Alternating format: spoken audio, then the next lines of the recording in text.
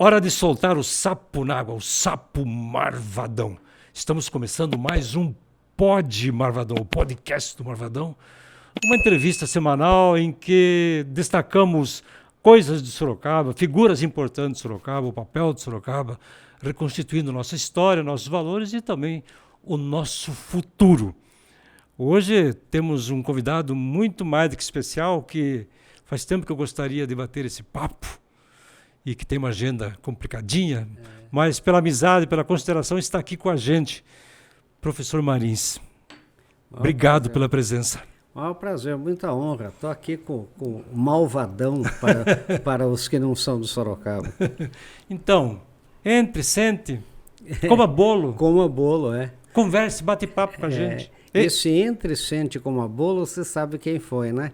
Não sei. Foi um homem de Santa Cruz do Rio Pardo, que ele era diretor do Banco do Brasil em Santa Cruz do Rio Pardo, falou: olha, Marins, a maior característica do Sorocaba é esse entre, sente, coma bolo, né? E é verdade isso aí, né? É uma característica linguística do sorocabano, né? Que tinha um professor da USP que dizia que era um semidialeto, né? Praticamente, né? Porque tem umas tem palavras... influência do caipira, do gaúcho. Muito do gaúcho. A gente fala no imperativo, né? Venha cá. Né? Incisivo, São Paulo, né? São Paulo fala vem cá.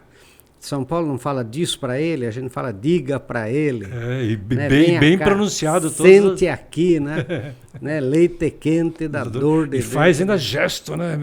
Faz gesto, faz onomatopeia e faz É essa coisa do imperativo, do subjuntivo é muito forte aqui em Sorocaba. Então, já que entramos por essa vereda, Sorocaba, você fala muito sobre isso, eu me inspirei muito em você, nas suas observações sobre usos e costumes de Sorocaba, linguajar e tudo mais. Nós não vamos praticamente nos deter muito a isso hoje, outros assuntos, mas, passando, nós vamos... E às vezes eu fico pensando se nós não estamos estereotipando um pouco o que é o sorocabano, porque quem ainda de Sorocaba... usa chovendinho, rodeio, filãozinho e uma série de outras, o gerundinho, né? Uma série de outras expressões que parece que está lá no fundo da memória, parece um inconsciente linguístico. O xé, que de repente vem e se mantém. O xé é o bar do gaúcho, que virou xé para nós. Mas gaúcho não fala bate. Mas o tia do gaúcho... Então, aqui virou xé.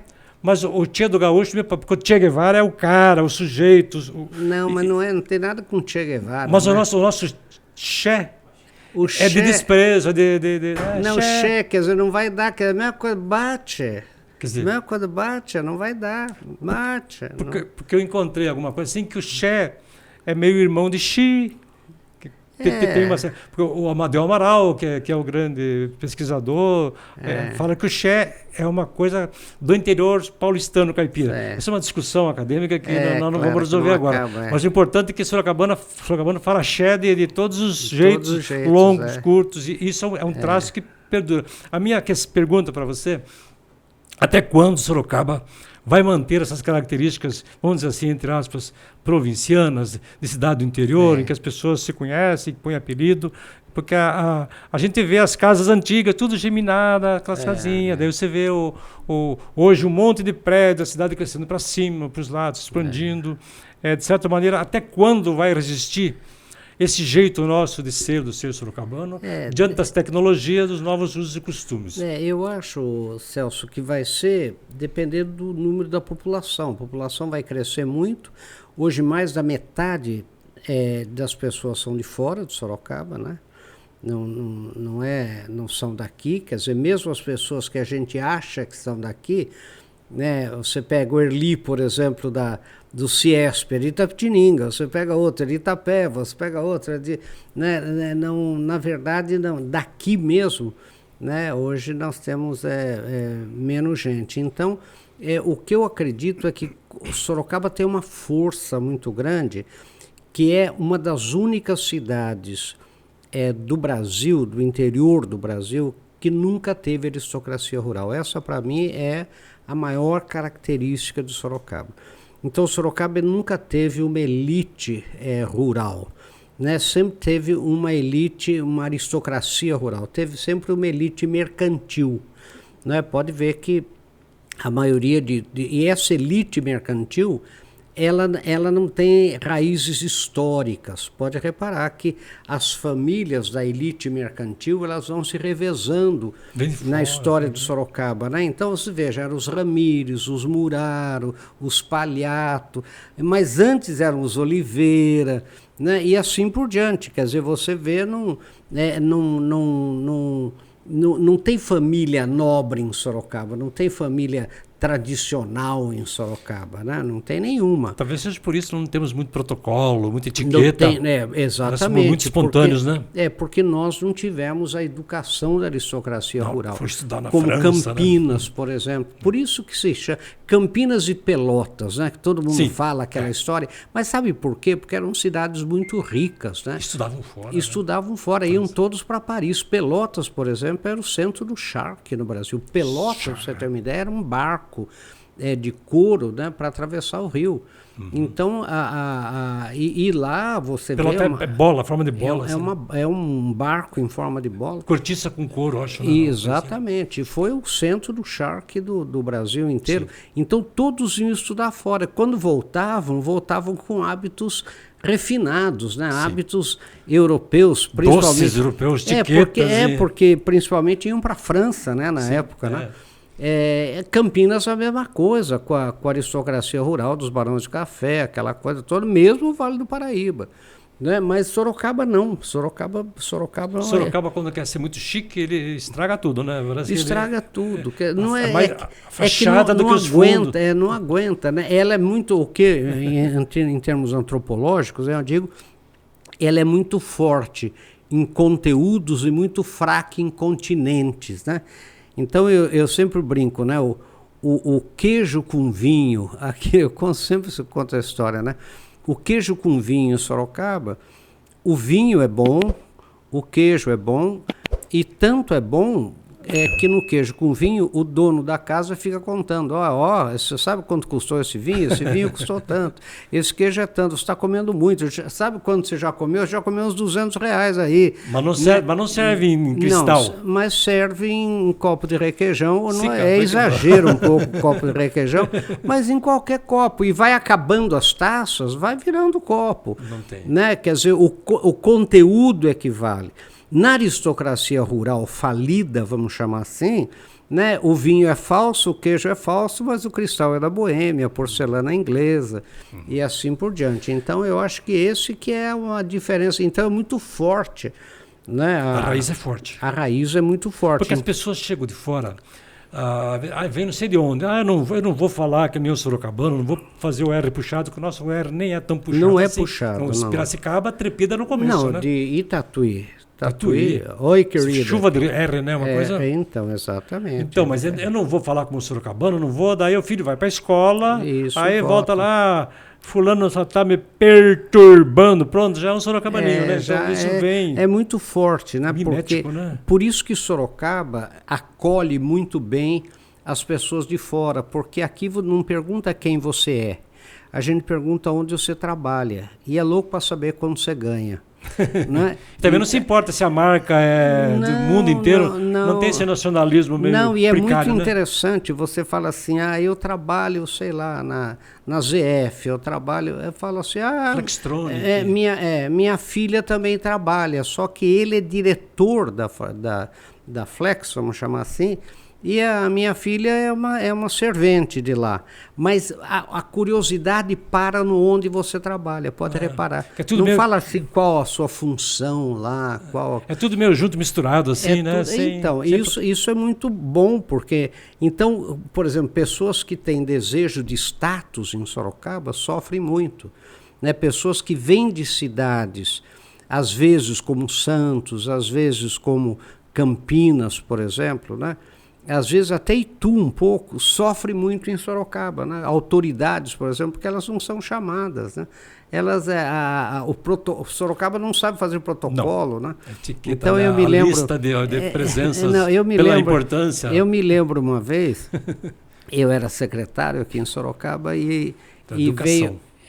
Mas eu acho que era de educação e saúde, né? Educação, saúde, esporte, não sei cultura, o que mais. Promoção social, era. Eu lembro que você tinha a secretaria sua, ficava na Barão de Tatuí. Era toda não a era área nem social. no passo ali na rua, Brigadeiro Tobias. Era toda a área social. Então, veio o secretário do Trabalho fazer uma entrega para os municípios aqui de algumas coisas na área esportiva, uma coisa assim. E eu fui representando o prefeito e o delegado aqui, o diretor regional do trabalho, acho que chamava até delegado regional do trabalho, era um sorocabano, e ele montou a mesa junto com o secretário, com os amigos dele, fulano, vem aqui, fulano, vem aqui, fulano, vem aqui. E eu me lembro que ele chamou, posso até falar o nome, né? O Robertinho Aires, que era o Robertinho, que era o delegado do município. E estava lá o delegado regional, que era de Campinas, um tal de Figueiredo. Superior a ele, né? Não, 2 vezes superior, porque tem o seccional e tem o regional, né? E eu vi que o sujeito ficou incomodado, porque ele chamou, para você ter uma ideia, o tenente do Corpo de Bombeiro e não chamou o coronel da 14ª, né? Um é da Polícia Militar, outro do Exército, um era tenente, outro era coronel. Bom, daí eu bati nele, que eu estava do lado dele, representando o prefeito, e falei, senhor Antônio, é o seguinte, o senhor chamou o delegado do município, não chamou o regional, o senhor chamou tenente, não chamou coronel, que é do Exército ainda. Ele falou assim, o professor Marinho está aqui me dizendo que eu errei aqui em montar a mesa. Para a gente não atrasar mais, vamos fazer o seguinte, faz de conta que nós somos a plateia e vocês as autoridades. e vamos... Quer dizer, isso foi a coisa mais típica. Eu, como antropólogo, achei a coisa mais linda do mundo. Quer dizer, quantas vezes em inauguração de escola, a bandeira do Brasil foi... subiu de ponta cabeça, que é outro termo típico sorocabano, né? Não é de cabeça para baixo, a gente fala de ponta cabeça, que é o jogo de faca do tropeiro, né? E eu falava, seu Lousada, ele falou, não, ninguém vê, pode deixar, ninguém vê. E uma coisa, você lembra da banda Dimas de Melo? Lembro. A Dimas de Melo tocava um hino nacional que era difícil de reconhecer, que era o hino nacional. Mas foi a Carlos Gomes dessa vez, na próxima tem que ser a Dimas de Melo. Eu falei, mas a Dimas de Melo, gente, ela está acabando, ela não toca mais nada. Não, mas a gente é boa, né? Coitadinho dos velhinhos, vamos lá. Eu me lembro de um governador que, quando terminou o hino nacional pela Dimas de Melo, né, ele virou para mim e falou assim, o que é isso? Eu falei assim, isso é Sorocaba, meu querido. Pode ficar descansado. Traduzindo. O povo é muito bom, essa gente é boa. O senhor não sabe o hino de cabeça? Então está tudo resolvido. Né, essa característica é forte. Você é dono, criador da Antropos, né? Que é uma empresa de consultorias, né, empresariais. Antropologia corporativa. E eu lembro que você talvez tenha sido o primeiro professor a incorporar em suas aulas fundamentos sobre ecologia. Isso, eu fui o primeiro professor de ecologia humana do Brasil, né? Então, e agora estava fazendo assim um pensamento. Você começou com ecologia, depois a antropologia, que é o estudo do ser humano na função da fábrica, o jeito da fábrica. E hoje a gente está chegando num ponto do que a indústria 5.0, ela está incorporando todas as linguagens modernas, mas com um sentido ecológico mesmo, porque gente também é meio ambiente. Claro. E eu sinto uma ponte entre o teu início e o que você faz hoje, já com visão da indústria do futuro, que está preocupada com o ser humano, com a sociedade, com a sustentabilidade. Claro. Comenta um pouco sobre essa... Então, a antropologia corporativa, porque começou assim, né? Eu fiz História e Direito, né? Daí fui estudar na Austrália. Você fez contabilidade na OSE, onde? Eu fiz o Ciências. Que era do seu pai, do Luizito. Era do meu pai, exatamente. Eu fiz escola normal, né? Fiz a escola normal, certo. De manhã, e o técnico em contabilidade à noite. Né? E daí eu fiz história. Na Uniso não, Faculdade de Filosofia. Na Faculdade de Filosofia, né? Durante o dia, que era de manhã e à tarde, e Direito à noite aqui na Faculdade de Direito, que eu até não terminei, parei na metade do 5º ano. Né? E eu me lembro uma vez que o Haddad, lembra do Haddad, que era o diretor da... Ele falou, olha, agora o curso de Direito ficou 4 anos, você está com 6 meses a mais. Você já está formado. Mas eu estava na Federal, estava dando aula na Universidade Federal em São Carlos, e não me preocupei com isso, em fazer essa adaptação, né? Bom, mas não importa. Termina o raciocínio da daí, antropologia na empresa. Então, daí quando eu voltei da Austrália, a metodologia da antropologia é uma metodologia chamada de observação participante, né?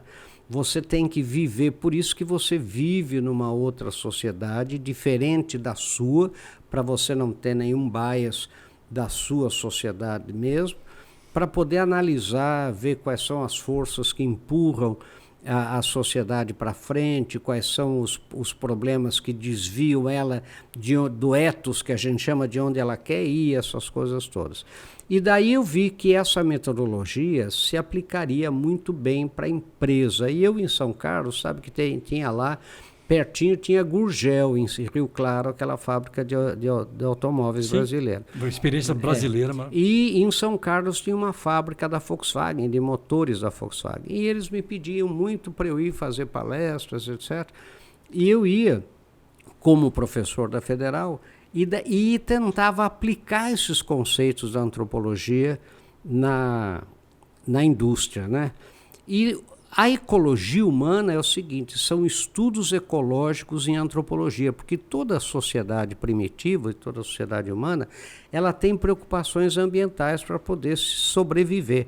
Então, nós criamos na Federal de São Carlos, no Departamento de Biologia, o primeiro curso de Ecologia Humana. Para você ter uma ideia, eu tive que ir no Conselho Federal de Educação, que chamava em Brasília, explicar o que era a palavra ecologia. A palavra ecologia... Isso em 83? Que era? 73. 73.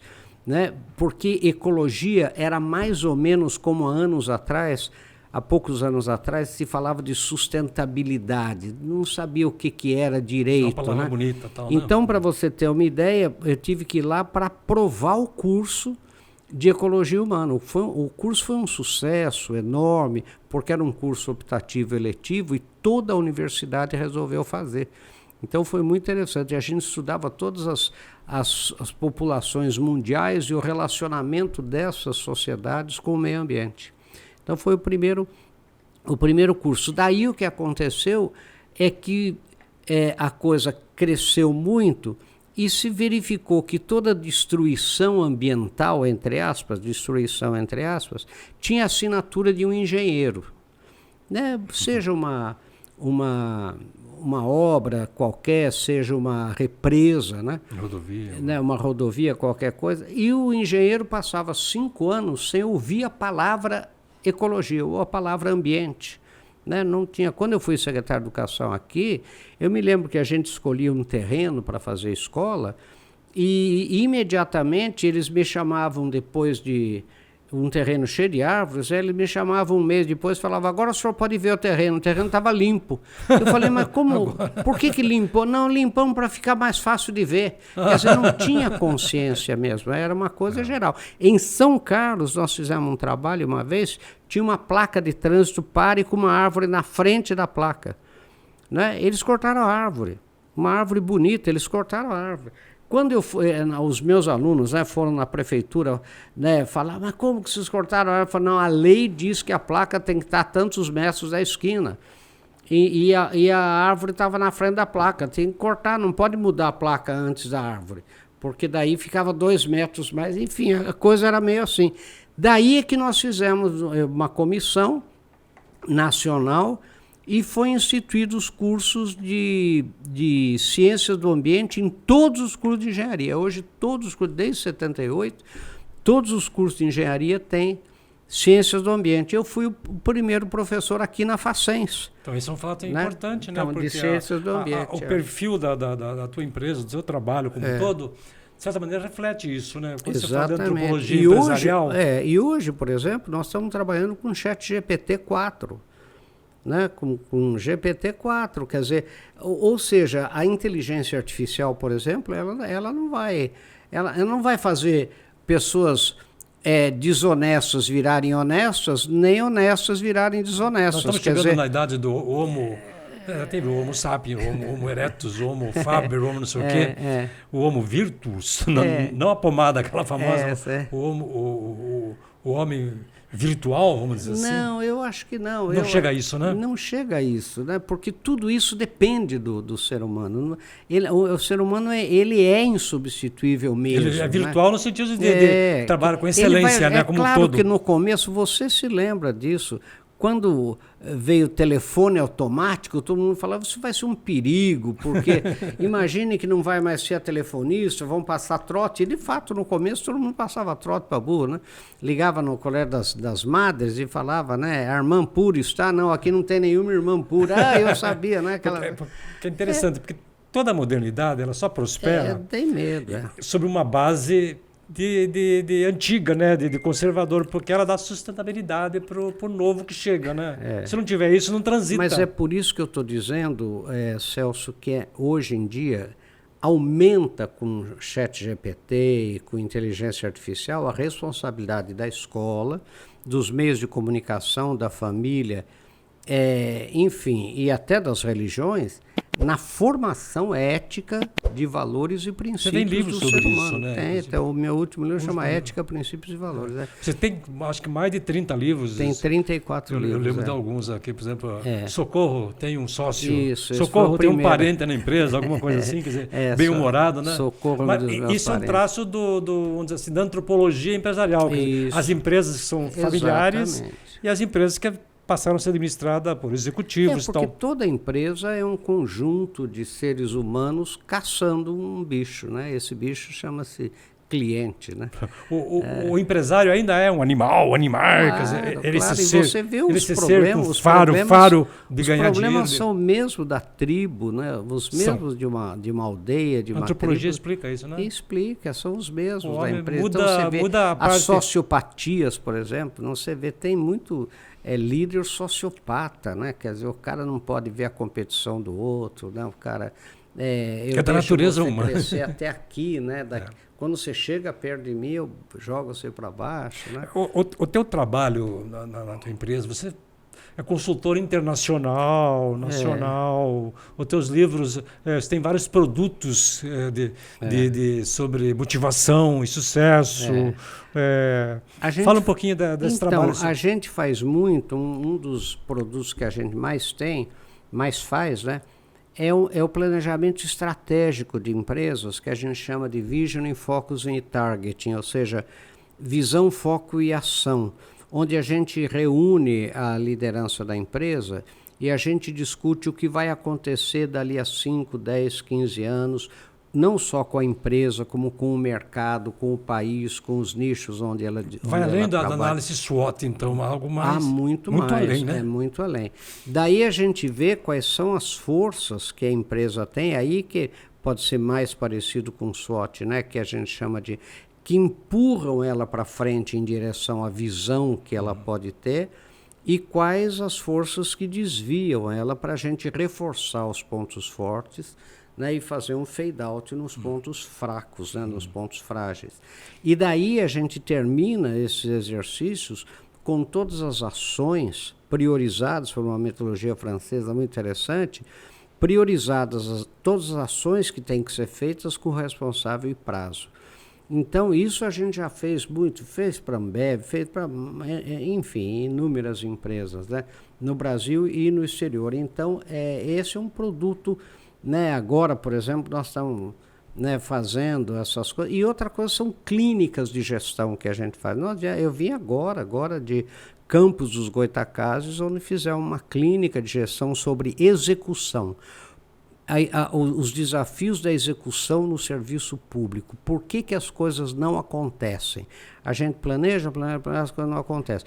Com todo o prefeito e todos os secretários de Campos dos Goytacazes e depois todos os subsecretários também de todas as secretarias lá de Campos. Quer dizer que não é só um trabalho para as empresas do mercado, mas as empresas públicas, né? Porque como antropologia é a base, quer dizer, tanto faz você trabalhar no serviço público, quer dizer, o que muda é a natureza da gestão, sim. Né? A cobrança é outra. A cobrança é outra, né? As expectativas são outras. Em vez de você se preocupar o que o cliente lá, né, o que os concorrentes, aí você vai trabalhar o Ministério Público, você vai trabalhar o que é, quer dizer...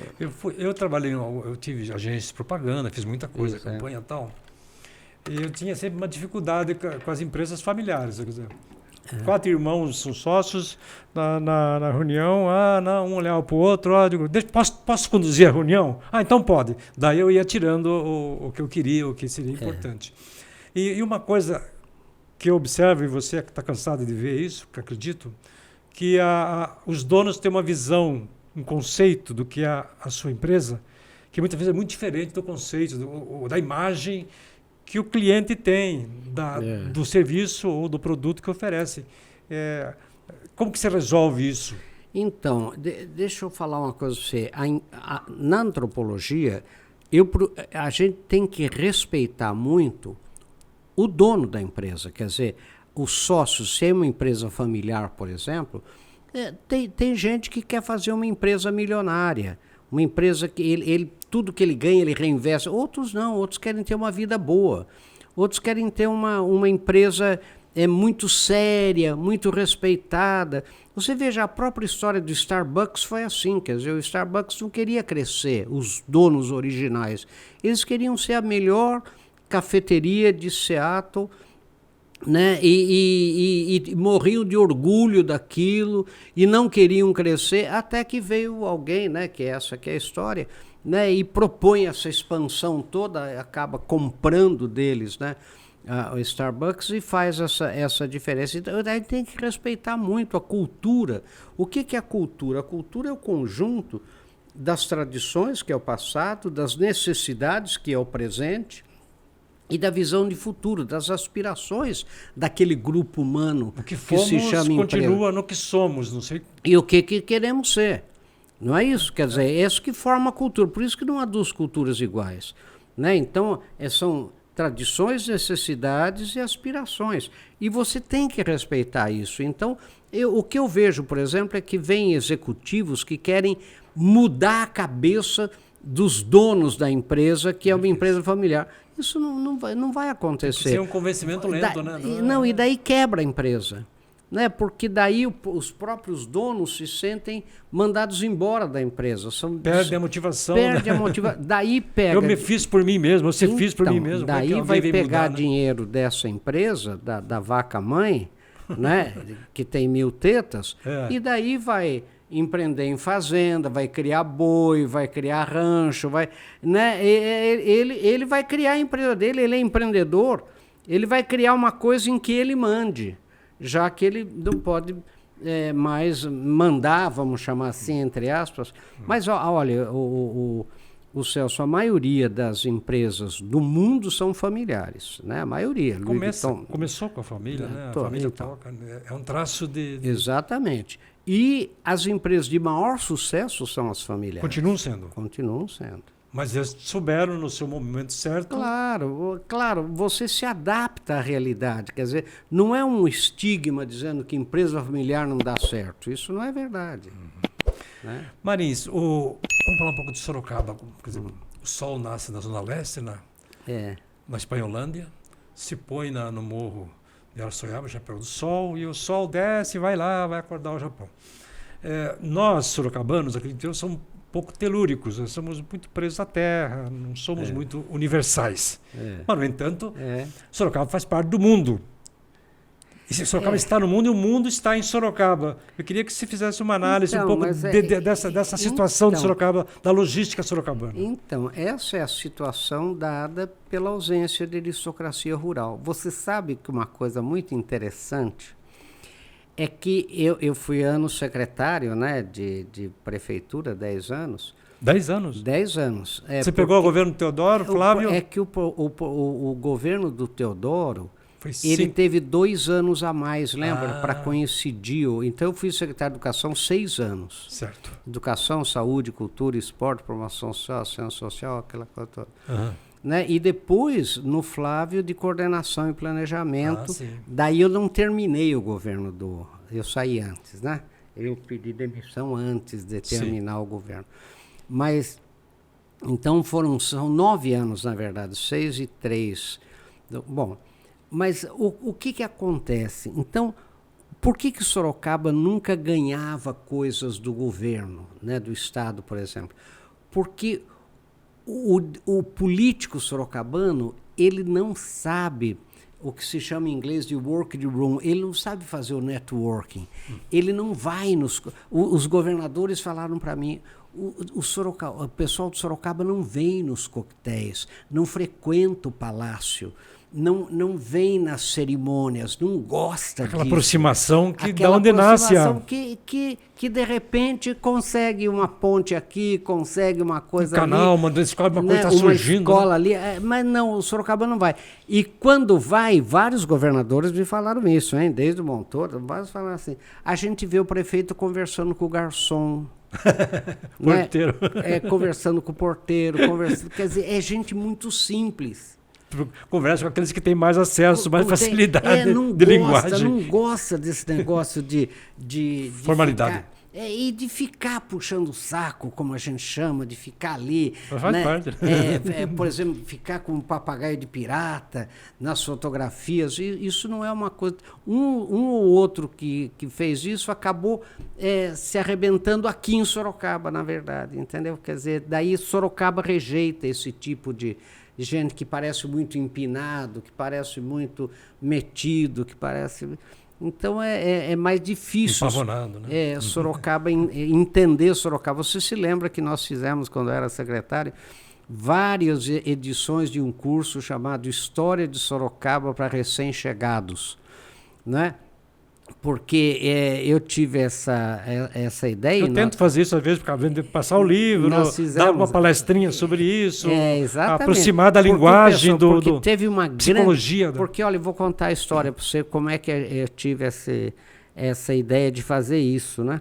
Porque uma indústria de Santo André veio para Sorocaba, eu não vou dizer o nome, veio para Sorocaba.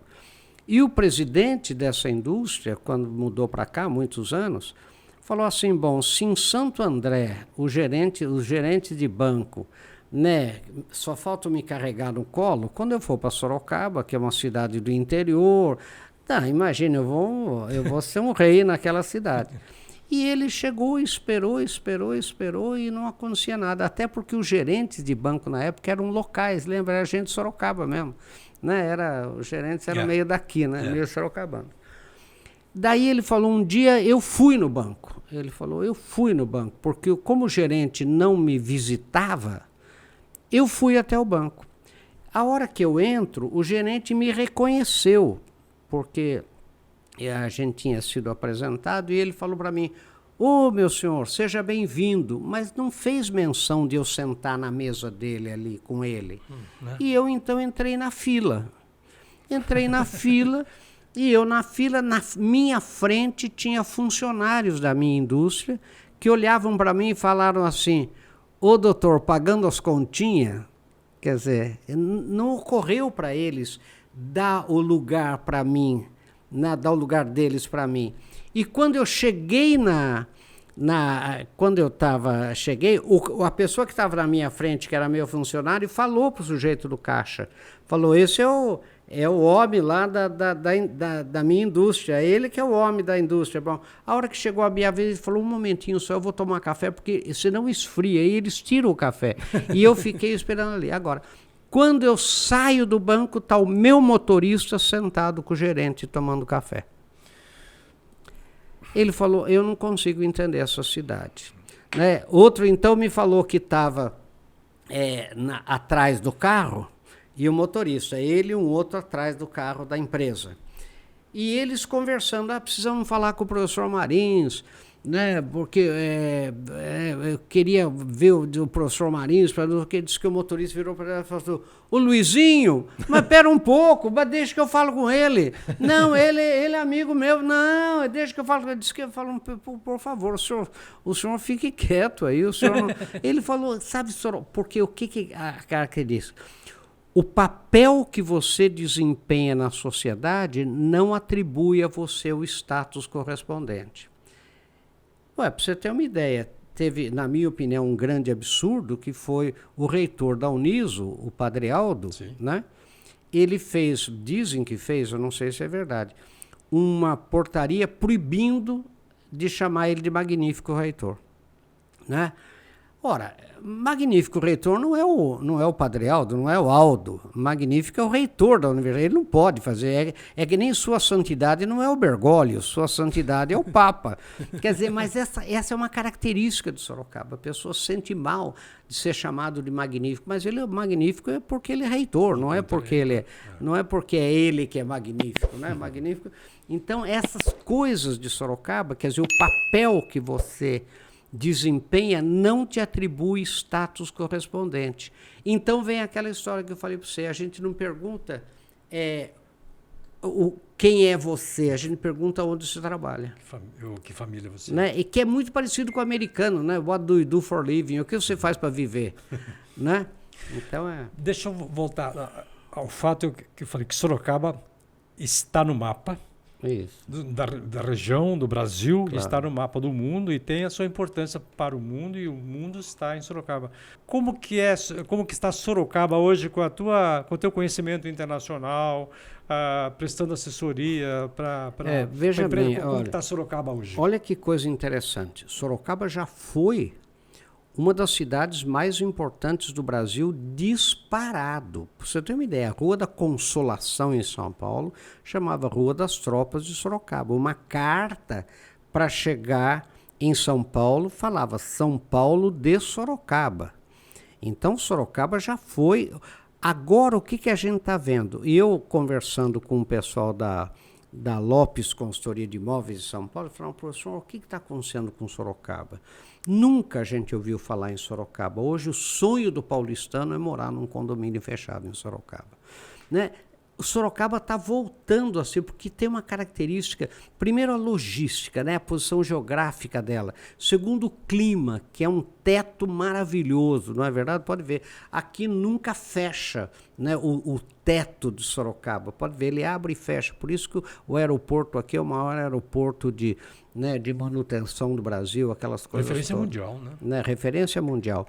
Então Sorocaba, ela está fadada, ela está condenada a ser um expoente nacional e mundial mesmo, porque você veja, por causa Sorocaba da logística, da localização, por causa da tradição, por causa de uma série de fatores, e por causa desse jeito de agregar pessoas de fora. Então você veja, Sorocaba, a gente não entende muito isso, mas Sorocaba vive do agro. Então você tem a Ihara aqui, você tem a UPL aqui em Salto de Pirapora, você tem a JCB, que também é grande, e você tem a Case New Holland, uma das maiores empresas do agro, e você tem todas essas indústrias de autopeças, por exemplo, que vivem em função do agronegócio também. Então, Sorocaba... Ainda que o nosso agro não seja forte, mas a parte industrial... Mas você sabe que o agro, em termos de minifúndios, a região de Sorocaba é muito rica. A região metropolitana de Sorocaba... Eu, uma vez, falei com o secretário de Educação, com o Meirelles, com o secretário da Agricultura, falando, Ribeirão é uma região mais rica. Ele falou, engano seu. Sorocaba é mais rica que Ribeirão. Diversificada, né? A região de Sorocaba. Estou falando da região metropolitana de Sorocaba. Pode ver, e além de tudo, pega um cinturão verde de São Paulo e tudo isso. Quer dizer, então, Sorocaba está fadada a ser... Por gravidade, sem muita ação? Por uma série de razões, principalmente logística, né? Porque você veja, quando aquele... Eu já lembro o nome dele, no governo Paulo Egídio, eu participei de uma comissão, eu era secretário aqui em Sorocaba, participei de uma comissão em São Paulo, chamado Desconcentração Industrial e Urbana de São Paulo. Para essa desconcentração, foi feita a Bandeirantes, ligando Sorocaba a Campinas. Foi feita a Santos Dumont, ligando Campinas a Sorocaba. E a Castelo Branco. Pode ver que é um triângulo maravilhoso em termos de desconcentração de primeiro mundo.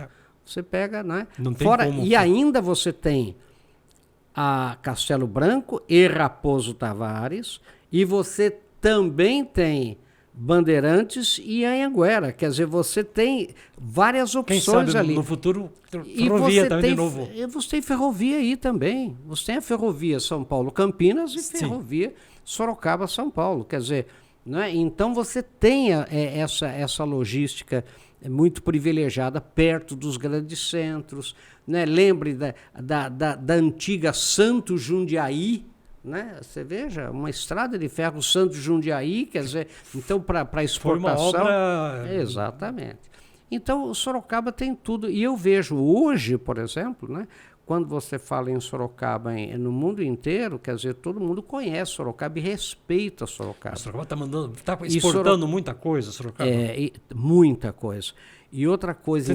Você tem alguma coisa que está pintando no momento? Tem alguma coisa da China que vem para Sorocaba? Não, o que eu noto é que cada vez mais você veja o Parque Tecnológico de Sorocaba, era uma entrevista boa de você fazer, né, com o pessoal do Parque Tecnológico, com o André. Vamos fazer, sim. Né, com o Cancelara. É muito interessante porque agora está fazendo acordos com a Universidade de Pequim, acordos com a China, com parques tecnológicos do mundo inteiro.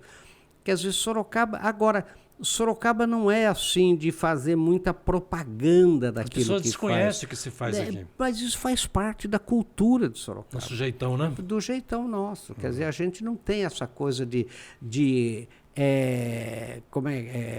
arrotar aquilo que come, né? Arrotar peru e a gente acha isso feio, né? Elogio em boca própria e vitupério para nós, né? Então a gente não... Eu estava lendo no Jornal Cruzeiro do Sul uma notícia que saiu uma pesquisa agora da Índice de Cidades Empreendedoras. Isso. E que Sorocaba seria, no estado de São Paulo, somando todos os municípios, seria a 12ª cidade, ou 6ª entre as grandes cidades, e 39º lugar nacionalmente, como cidade empreendedora. São números mais ou menos históricos, mesmo depois da pandemia, parece que esses números se consolidam. Isso aí tem procedência, reflete realmente a realidade. Para você ter uma ideia, o número de startups em Sorocaba é imenso. Né? É imenso. Você veja, por exemplo, a Faculdade de Engenharia de Sorocaba. Ela é um colosso. Ela é respeitada mundialmente mesmo, né? Com convênios com Israel, com a Espanha, com tudo. Agora, a gente é esse jeito mesmo. Agora, é muito rica, a cidade é muito rica. Né? E eu acho que esse futuro... Agora, você testemunha... como uma gestão municipal boa faz enorme diferença, né? Quer dizer, então você veja Sorocaba, que vivia invejando Campinas, perdeu o aeroporto, então vivia invejando Rio Preto, lembra disso? Quer dizer, hoje essas cidades todas invejam Sorocaba. É muito interessante isso. De uns anos para cá nós tivemos uma sucessão de bons administradores, né? Independente de qualquer juízo de valor, se eu gosto desse ou não gosto daquele. Mas nós não tivemos catástrofes, né, em termos de gestão. E isso fez uma diferença. De certa maneira, o mundo empresarial, o mundo institucional, ele caminha a despeito de quem esteja no poder, porque a força está nisso. Exatamente. Sobre esse aspecto, Marins, uma pergunta. O Brasil passou por um processo de mudança política, tem toda essa efervescência no momento que está aí, não sei o quê, porque isso é comunismo, não sei o quê. Na tua opinião, independentemente de quem esteja no governo, Bolsonaro saiu, entrou Lula, com novas ideias e tal, você acha que a economia do Brasil vai continuar crescendo porque é uma cidade, um país altamente consumidor de muita matéria-prima qual é a tua visão do que vai acontecer com o Brasil? O que eu acho é o seguinte, olha, o mundo está muito complicado, o mundo inteiro. Quer dizer, o Brasil tem vantagens comparativas muito fortes, né? Principalmente no agronegócio, principalmente, enfim, não só na geografia, não só na logística, mas, enfim, tem vantagens comparativas muito grandes. Os investidores mundiais, eles não... Porque eu faço muitas lives com gestores de fundos de investimento, fundos de pensão, querendo entender melhor o Brasil, que não dá para entender só econometricamente, tem que entender com uma visão mais mais holística, maior, né? Então, quem são os mercados maduros no mundo? Mercado maduro no mundo são os Estados Unidos, a Europa tradicional, Alemanha, França, Itália, Inglaterra e mais o Japão. Nesses países, o consumo não cresce, porque a população não cresce. Secularizado. Não tem jeito, né? O consumo de cerveja nos Estados Unidos está estagnado, o consumo de biscoito, de massa na Europa está estagnado. Enfim, o mundo está estagnado, esse mundo. Agora, nesses locais é que estão as grandes empresas investidoras. Então, precisam desesperadamente de mercados emergentes. Mercado emergente é o contrário. Com o aumento do consumo, porque o que é mercado maduro? Aquela região, aquele país em que o aumento do consumo ele é equivalente ao incremento vegetativo da população. Como a população não cresce, não aumenta o consumo. Né? E mercado emergente é o contrário. O aumento do consumo é maior que o incremento vegetativo da população. E que países são esses? Desde 2003 vem a história dos BRIC, Brasil, Rússia, Índia e China. Né? Depois colocaram o S de South Africa, da África do Sul. Hoje não se fala mais em Brasil, Rússia, Índia e China. O futuro do consumo do mundo está em Brasil, Índia, Indonésia, Turquia e China. Então, a comparação que esses investidores fazem conosco do Brasil não é com eles. Faz com quem? Com Indonésia, Filipinas, Malásia, Tailândia, Vietnã, quando muito México e Argentina. E aí as nossas vantagens comparativas são muito grandes, obviamente muito grandes. Nessa junção de mercados, pega a parte do Mercosul, a Europa, tal, há um medo em relação a uma certa instabilidade política no Brasil? Não, há claro um medo sobre insegurança jurídica? Não, esse medo existe. É o seguinte, veja bem, se o Brasil não tivesse tanta turbulência... Eu tinha um professor na Inglaterra que dizia o seguinte: o Brasil é o país do futebol. Quem inventou o futebol foram os ingleses, mas o país do futebol é o Brasil. Quando a bola está na área para marcar o gol, alguém do próprio time atrasa essa bola para o meio do campo e começa a jogar de novo. Não marca na hora? Não marca. Não adianta, não marca. E isso a gente vê acontecer. É uma baita verdade. Então, agora, o que nós temos que lembrar... Eu tinha um professor de Singapura que ele dizia isso, né? Que o Brasil tem que ser o tal do celeiro do mundo. Sim. Da nossa infância, é isso mesmo. Por quê? Porque a população mundial vai passar... Está acabando o tempo? Não, é uma outra coisa. Porque a população mundial vai passar, né, de 7 a 9, já está em 8 bilhões de pessoas. Essa população vai ser mais urbana, populações urbanas consomem mais carne que populações rurais.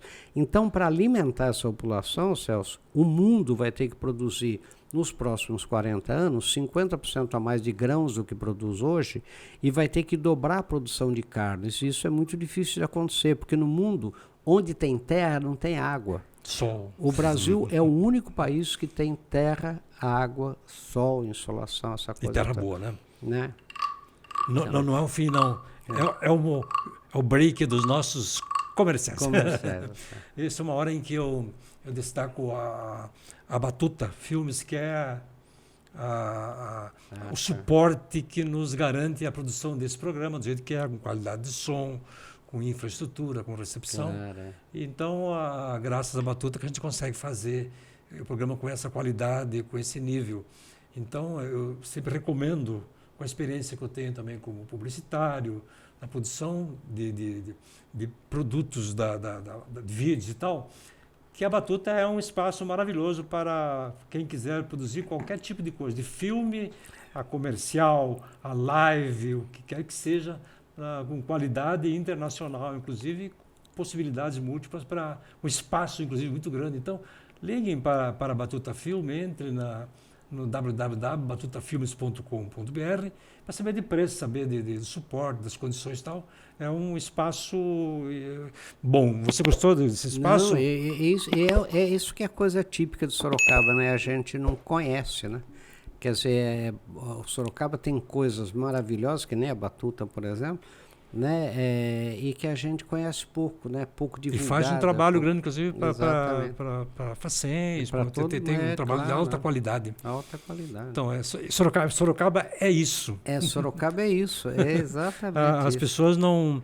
Você quer ver uma coisa de Sorocaba que é bonita? Conte umas coisas. O Otávio Floresbal, lembra do Otávio Floresbal? É o seguinte, ele foi diretor comercial da Globo e depois que a Marluce ficou doente, ele assumiu a direção geral da Globo. Eu fazendo um trabalho para a Globo em Foz do Iguaçu, com ele, com o Roberto Marinho, com aquele pessoal, ele falou assim para mim: Marinho, sabia que eu sou de Sorocaba? Eu falei: o que é isso? Eu nunca ouvi falar que você era de Sorocaba. Ele falou: não, eu não sou de Sorocaba, mas eu passei a minha juventude toda, eu me sinto, se perguntarem de onde eu me sinto, é de Sorocaba. E daí a gente começou a conversar de Sorocaba, né?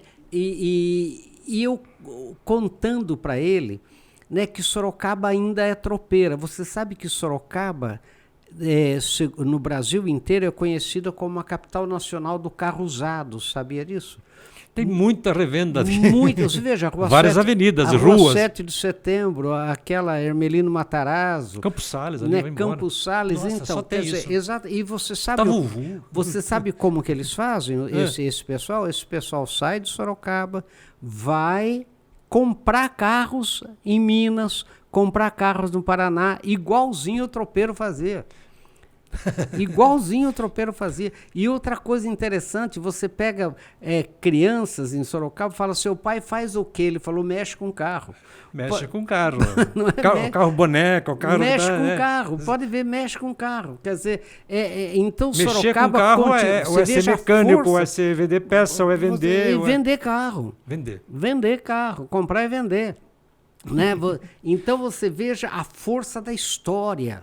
A força da história é muito grande. Nós temos a Universidade do Cavalo.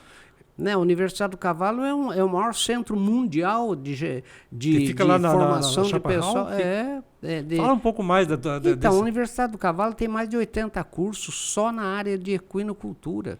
Tem uma faculdade, um curso superior junto com a Uniso, de gestão prepara profissionais para equinocultura, para trabalhar com cavalo, com mula, com equidiocultura, na verdade. E também para a prática de equitação. Né? São mais de 80 professores, 60 professores do exterior, para você ter uma ideia, que vem. Então tem odontologia equina, oftalmologia, você tem diagnóstico por imagem, podologia, você tem, enfim, preparar cavalos para leilão, fotografia de cavalo.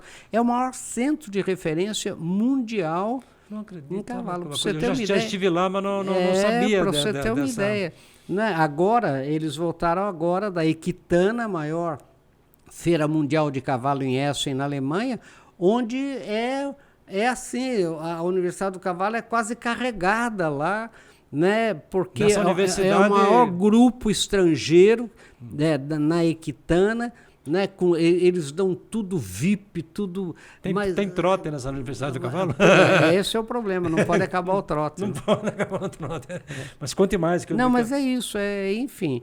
Então a gente não conhece agora, né, essas coisas de Sorocaba. É interessante, naquele eixo na estrada de Salto Pirapora, nós já tivemos há um bom tempo uma empresa de inseminação artificial chamada Cobria, que foi meio que revolucionária na época. Isso. Nós temos em Sorocaba diversos aras. Isso. Num raio de 100 quilômetros de Sorocaba, você tem os maiores aras e criatórios de cavalo do Brasil. Todos os maiores cavalos do Brasil estão num raio de 100 quilômetros daqui de Sorocaba. O Jockey Club ainda funciona ainda? Funciona. Funciona, né? Funciona. Então, mas essa que é a pergunta que eu ia fazer para você. Com toda a tradição que nós temos de animal, de cavalo, não tanto de criação, mas de comércio do cavalo, que vinha do sul, aquela história toda, né? De infraestrutura de comércio em razão das feiras tropeiras e tal. E nós nunca tivemos, a não ser a Semana do Tropeiro, que permanece... Nós nunca tivemos um grande movimento tropeirista, um grande movimento, um grande evento tropeiro, não necessariamente igual ao que Barretos faz, que é aquela coisa, mas nós nunca tivemos uma grande feira nacional do cavalo, uma FENACA, por exemplo, alguma coisa de grande porte, que não fosse só aquela coisa de rodeio, mas algo de negócios, algo de... Por que ninguém descobriu isso? Porque Sorocaba hoje não é uma cidade rural. Não é verdade? Essas coisas acontecem. Também para Itapetininga. Então, acontece mais quando você tem um mundo rural forte. Aqui é mais um mundo mais industrial e mercantil. É um centro de prestação de serviço, né? Qual é o problema de Sorocaba, na minha opinião? É que Sorocaba é muito esponja. O que eu chamo de esponja? Ela suga muito a região. Por exemplo, qual é a grande vantagem de Campinas? É que ela está cercada de municípios fortes. Jundiaí, Limeira, ali Americana, Indaiatuba, né? Indaiatuba, Valinhos, Vinhedo, só cidades Americana, boas. Americana, exatamente. Quer dizer, onde fabrica o carro lá, o Honda, né? Agora você veja, Sorocaba está circundado de cidades pobres, vamos chamar assim. Piedade, Salto de Pirapora, Pilar do Sul, não é, Itapetininga.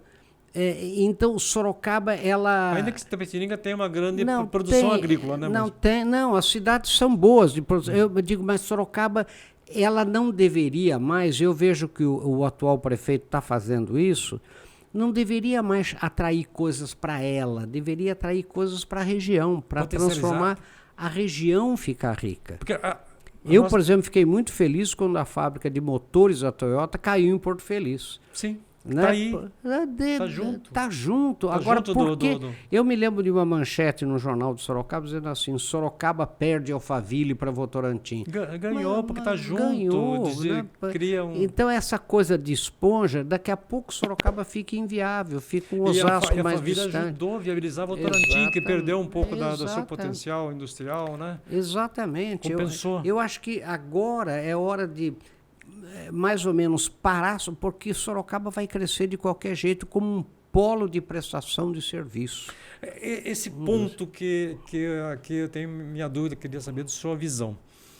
Porque eu lembro quando o Teodoro foi prefeito, não basta não queremos uma cidade maior, queremos uma cidade melhor. Mais ou menos isso era o slogan. Aliás, Sorocaba, depois por uma Sorocaba melhor. Por uma Sorocaba melhor, que era o slogan dele. E talvez Sorocaba tenha crescido mais do que devia. Isso. Acredito eu, em termos de expansão, de inchaço urbano. Porque, olha, quando Campinas tinha o tamanho de Sorocaba, era a melhor cidade do interior para se viver.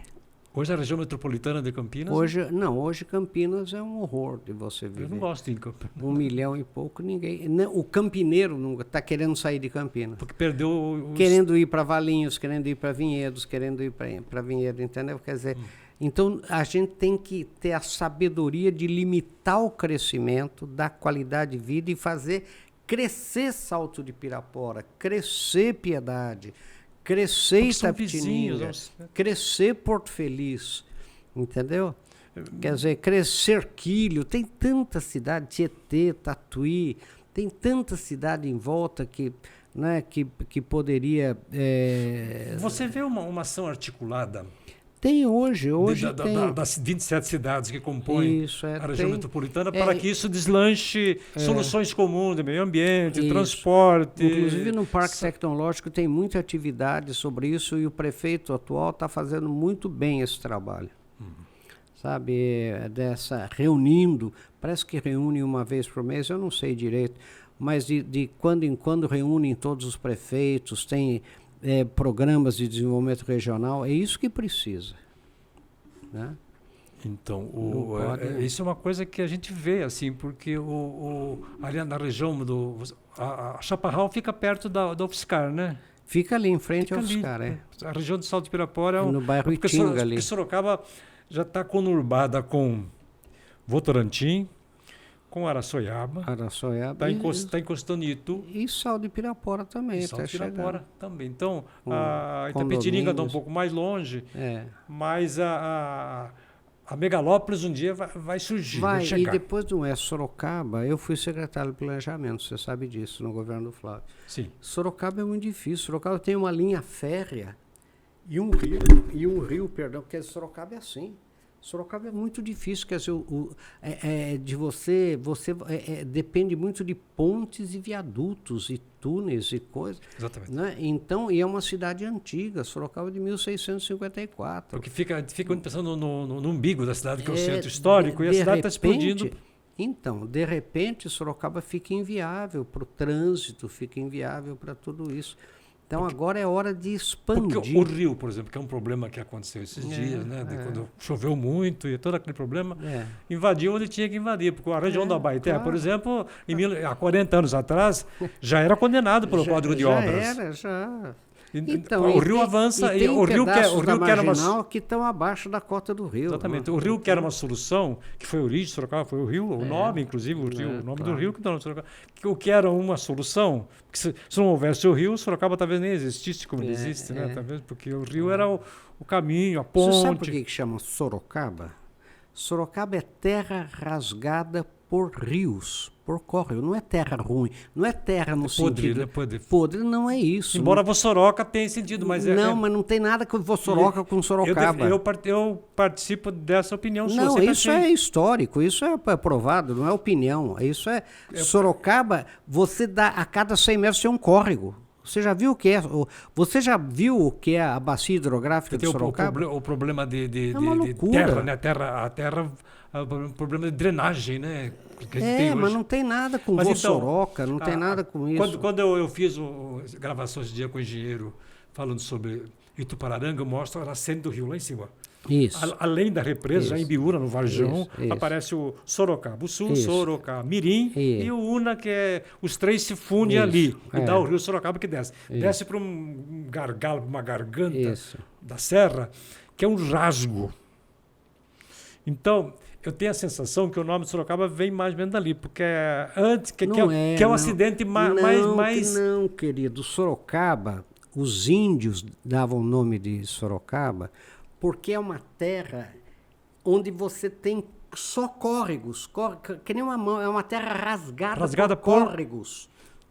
Por água. Não tem nada com o Rio Sorocaba. Esqueça o Rio Sorocaba. Mas o Sorocaba deu nome à cidade. Eu sei, mas o rio pegou nome indígena da coisa. Do fenômeno, né? Do fenômeno. Sim. O fenômeno é o seguinte, você veja o que tem de córrego em Sorocaba, faça uma análise disso. Muitos já estão entrando pelo cano, mas tem muito ainda. Não, todos eles. O Supiriri é um rio, não é um córrego. Era um rio. É Rio Supiriri. Né? E você tem Água Vermelha, você tem Lajeado. O Baltazar Fernandes fez a casa dele do lado do Lajeado, que é o próprio córrego do Lajeado. Mesmo, né? Não é o mesmo. Sequência. Não é. Quer dizer, ele é um tributário do Água Vermelha. Entendeu? Então, o Água Vermelha é maior do que o Lajeado?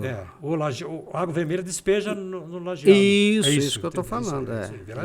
Isso que eu estou falando. Você veja, o Hospital Samaritano tem um córrego lá embaixo. Aí tá, como é que está? Pois tem um nome lá. Então, todo lugar, veja esses bairros. Que nasce ali no prédio da pirâmide, por ali. Todos, então, eu estou falando para você, que isso que é terra rasgada, isso que é Sorocaba. Porque o escritor, o Luiz de Almeida, dava como uma das hipóteses, porque nós estamos numa depressão periférica, um grande buracão, um grande panelão, e que o rio Sorocaba corta o panelão. Quer dizer, essa coisa que talvez porque o índio se deixa envolver por aquilo que é predominante na sua visão. Ele olha lá do morro de Araçoiaba, vê aquele vale comprido, aquele vale enorme. Olha de cima da Serra de São Francisco, vê também aquele vale. Então, talvez o rasgo natural, geológico, tenha influenciado o nome mas não foi isso, não.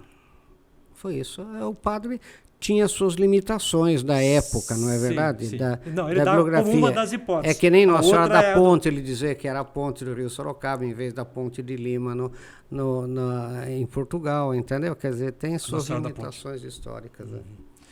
Então, meu amigo, o papo é bom, o papo é longo. Para terminar, como você vê o Brasil no momento, para onde vamos, e Sorocaba, nesse contexto, está indo para onde? Então, eu acho que o Brasil está fadado por causa dessa coisa de alimentação, quer dizer, o Brasil é responsável. O Brasil tem 400 milhões de hectares de terras agriculturáveis, não é? Da última safra usou 64, Não é verdade? Isso sem não conta nem APA, nem APP, nem áreas preservadas, nem Amazônia, sem invadir nada. Quer dizer, o Brasil tem possibilidade de alimentar o mundo mesmo, né? Tanto é a Organização Mundial da Saúde e a Organização Mundial do Comércio vem e pede que o Brasil dobre a sua produção. Hoje, a cada 5 pessoas do mundo, uma sai alimentada pelo Brasil, ou seja, se o Brasil parar o seu agronegócio, o mundo passa fome mesmo, não tem alternativa, né? Não tem alternativa. Então, o futuro do Brasil está garantido. Independentemente da linha política, porque a economia caminha meio não é independentemente, né? Apesar de. Apesar, porque atrasa muito, Sim, atrasa claro, investimentos, atrasa muito. Né? E o que eu quero dizer é que o agro é mais urbano que o rural. A gente precisa entender isso. Quando a gente fala em agro, onde são as fábricas de tratores, caminhões, pneus, máquinas, equipamentos? São nos centros urbanos. Gera mais emprego nos centros urbanos do que na região produtora. Embora não sejam muito visíveis, mas estão aí. Né? Mas é claro. Né? Quer dizer, então, e Sorocaba, pela sua posição geográfica, pelo seu desenvolvimento, pela sua economia muito diversificada, né? Sorocaba não é em termos econômicos, né? Não depende só de um setor, né? Ele é multicultural. Então Sorocaba tem um futuro Sorocaba muito parece grande. que é meio cumulativa, né? Que ela foi acumulando várias fases de várias épocas. Mas isso é bom, né? Porque Sorocaba não entra em crise. Algumas né? quase que desapareceram, mas foram se transformando. E hoje tem é multifacetado. Então isso dá um potencial grande, né? Nós temos uma indústria de alimentos forte. Certo. Por exemplo, você pega na história de Sorocaba, né? A história lá atrás, né? Sorocaba sempre teve muitas cervejarias. Hoje é um polo. Polo cervejeiro. Polo cervejeiro. Eu vou trazer alguém aqui para falar sobre essa tendência. É um polo cervejeiro. Tem a APL lá no Parque Tecnológico, né? Que é de arranjo produtivo local de cerveja. Né? Um polo metal mecânico muito grande na indústria automobilística. Enfim, ela é muito diversificada e muito rica, né? E a sorte é que, como geograficamente Sorocaba é muito pequena, agora, mesmo que a gente não queira, a gente vai desenvolver os outros municípios. Sim, por quê? Porque apenas 1% da população sorocabana mora na chamada zona rural. É tudo praticamente urbano expandido, né? Quer dizer, por causa das chácaras e os condomínios e tal. Então, os espaços também começam a ficar um pouco mais estrangulados. Por isso vai crescer os vazios para cima, né? Isso mesmo. Muito obrigado, meu amigo, pela sua presença, pelos seus comentários. Aos ouvintes, aos telespectadores. Agradeço a sua presença. Conte sempre com a gente. Muito obrigado. Então, toda terça-feira, às 7 da noite, 19 horas, entra ao ar mais um Pod Marvadão, onde pode quase tudo. Pode, sobretudo, soltar o sapo na água, conversar sobre várias coisas. Assim, nesse bate-papo informal e amigo, como travamos com o nosso amigo Marins. Muito obrigado. Até uma próxima oportunidade. Obrigado pelo seu trabalho. Obrigado. Então, em té.